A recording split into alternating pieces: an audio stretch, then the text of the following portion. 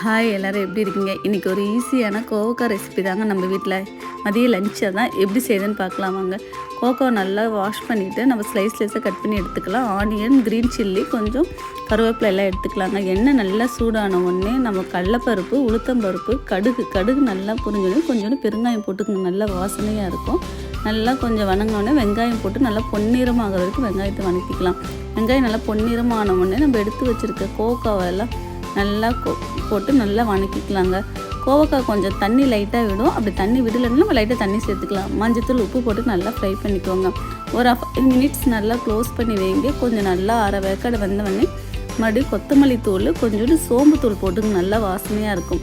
நான் 1 கப் கடலைப்பருப்பு தாங்க எடுத்திருக்கேன். வேர்க்கடலை நல்லா வறுத்து எடுத்து வச்சுருக்கேன். அதை நல்லா மிக்சியில் போட்டு நல்லா அரைச்சிட்டு தேங்காவுக்கு பதில் அது போட்டு நல்லா ஃப்ரை பண்ணிக்கிட்டுங்க. தேங்காய் போட்டாலும் நல்லாயிருக்கும். நமக்கு எது பிடிக்குதோ நம்ம அது போட்டுக்கலாம். கொஞ்சோண்டு கொத்தமல்லி தழை